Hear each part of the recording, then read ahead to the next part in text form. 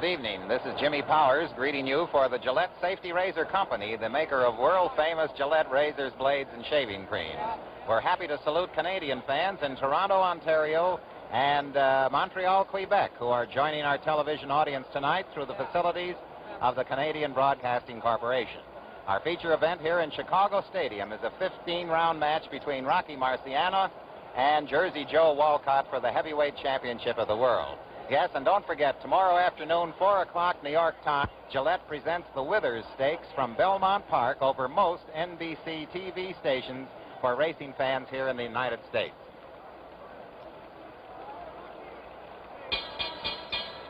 Ladies and gentlemen, I'd like to present to you a few of the present-day stars in the ring and a few of the stars of yesteryear.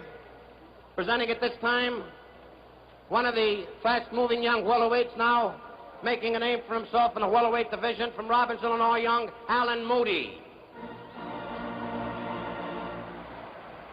From Detroit, Michigan, youngster just made a sensational victory over Lelu Sabotin in Detroit last night, Chuck Spicer. A clever young welterweight, Jed Black. And here in the audience, ladies and gentlemen, we'd like to ask them to come up and take a bow. The former world's heavyweight champion, Ezzard Charles. Ezzard Charles.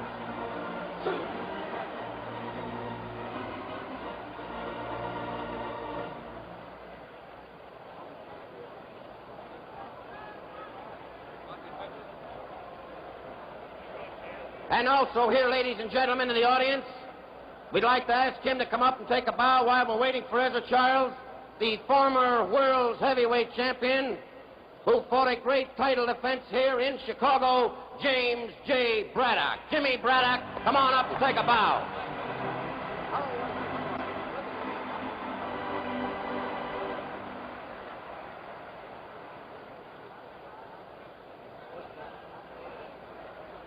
And here, ladies and gentlemen, is one of the top contenders for the heavyweight crown, Roland Lastarza. Lastarza.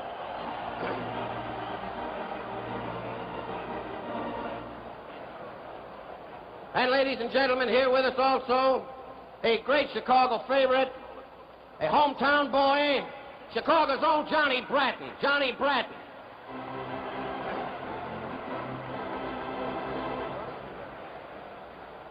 Jimmy Braddock, ladies and gentlemen, James J. Braddock. Hey, buddy.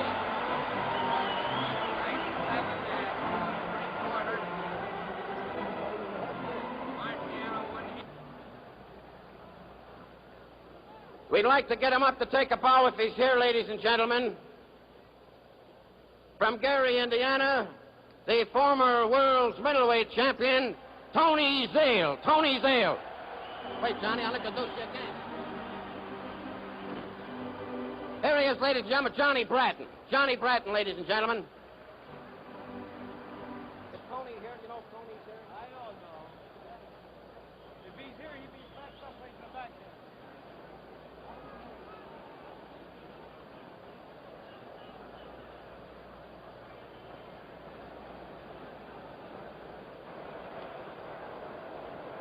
Ring announcer Ben Bentley is looking about for more celebrities to introduce. Here he is, ladies and gentlemen, making his way up to the ring. From Gary, Indiana, the man of steel, Tony Zale.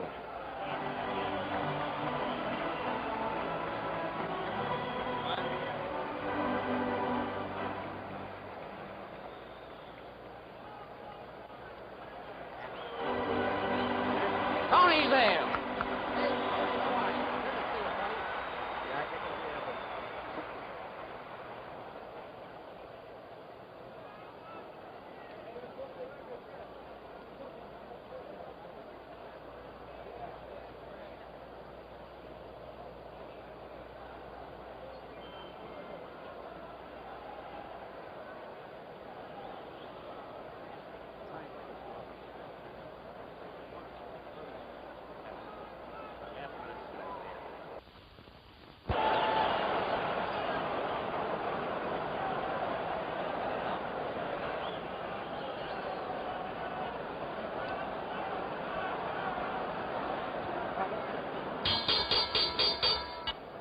Ladies and gentlemen, once again, may we remind you of the no smoking rule, and may we ask your cooperation and please helping us observing this no smoking rule, which is being strictly enforced in this building. Officials, ladies and gentlemen, have been appointed here by the Illinois State Athletic Commission. The attending physicians, Dr. Irving E. Slott, Dr. John H. Pribble, the timekeeper, Fay Young, counting for the knockdowns at the bell, Mike Murphy. Your judges are William O'Connell and Franklin Spike McAdams. Your referee, Frank Sikora. This, ladies and gentlemen, is the feature presentation of the evening. 15 rounds for the World's Heavyweight Championship. From Camden, New Jersey, the challenger, wearing black trunks with a white stripe, weighing 197 3/4 pounds, the former World's Heavyweight Champion, Jersey Joe Walcott.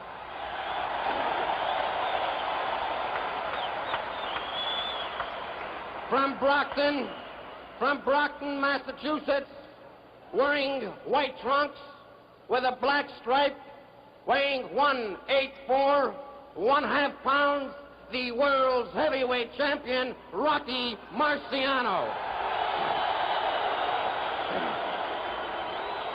And now, ladies and gentlemen, referee Frank Sikora and the instructions for both contestants. 15 rounds, 3 more bouts to follow. You boys received your instructions from the Illinois State Athletic Commission. I'm here to enforce them. I want a clean break at all times. No rabbit punching, no kidney punches. Be careful of your low blows. They may cost you a round. In case of a knockdown, I want you to go to your furthest corner and stay there till I tell you to come out fighting. This being a championship fight, the 8 count is waived.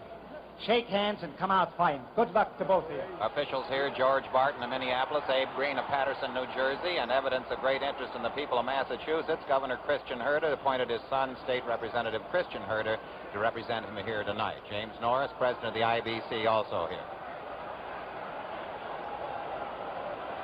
For the heavyweight championship of the world, this fight could end in a draw under the rules. The 8-second rule is waived, and more than 3 knockdowns in 1 round are permitted.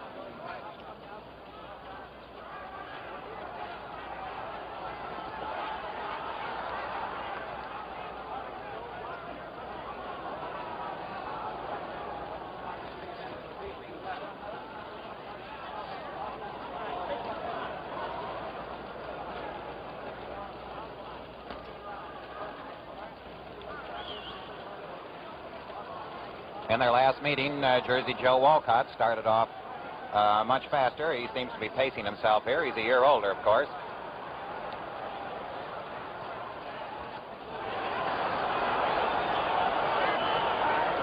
Sentiments of the crowd equally divided. They are very fair, cheering alternate leads.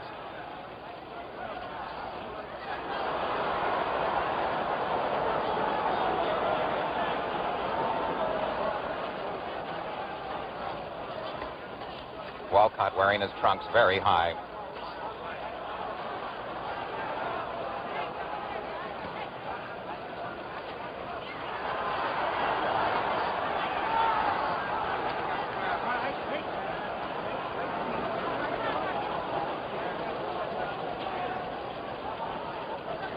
One minute to go in round 1.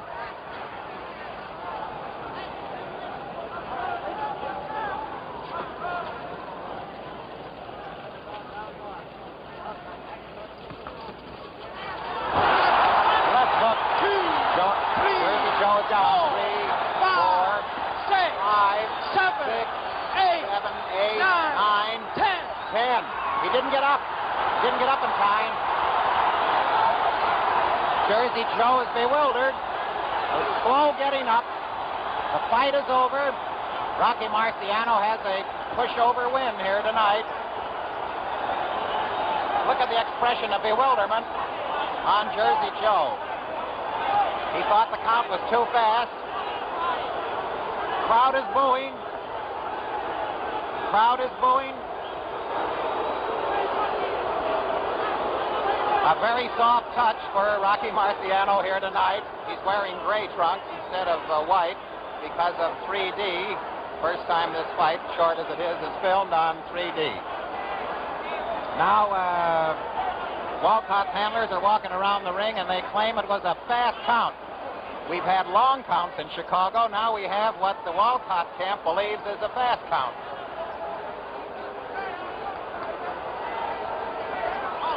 Fay Young was the knockdown timekeeper. Mike Murphy was counting at the bell, and the referee, Frank Sikora, was picking up the count. Ladies and gentlemen, the time, 1 minute, 25 seconds of the first round. Winner by a knockout and still world heavyweight champion, Rocky Marciano. Rocky Marciano wins by a knockout. And the crowd here that paid $50 for their seats are really raising Cain. A left hook, which was almost a shoving left hook, sent Jersey Joe back on his haunches. It didn't appear to be a stunning or a paralyzing blow. Walcott is still complaining. His seconds and his manager, Felix Boquicchio, is standing outside on the ring apron, haranguing the crowd and talking to the working press. Andy Frain's very able ushers are in here, keeping the semblance of order. Walcott shaking his hand and shaking his head. He was very nonchalant about getting up because he didn't start to get his knees flexed until the count of 9. He was still sitting there, apparently resting. He started off very slowly, and he just took a chance, and he missed out by a second. As soon as the count of 10 was reached, and I'm sure the movies will show that Walcott still had his gloves touching the canvas, and he was in the act of attempting to rise, but he definitely was not clear of the canvas, and so there was nothing for the referee to do but declare it a knockout. That's Boquicchio in the center there with an expressive shrug. There's a lot of jostling going on.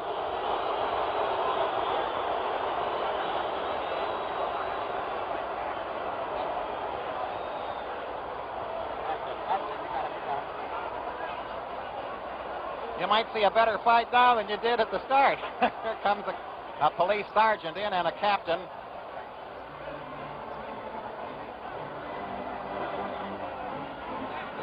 Well, there you are, one of the strangest and certainly one of the most controversial endings. Walcott feels that he was deprived of a fair chance to get up. But 10 seconds are 10 seconds in any language.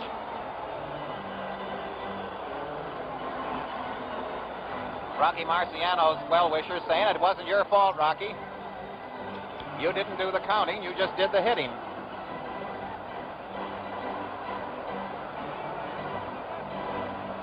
So in the first round here, Rocky Marciano in a rather tumultuous finish here, that is, the tumultuous finish followed the knockout when Jersey Joe was tardy in arising. The old boy was taking it a little, not too nonchalant, I believe. He was very relaxed and just didn't make it at the count of 10.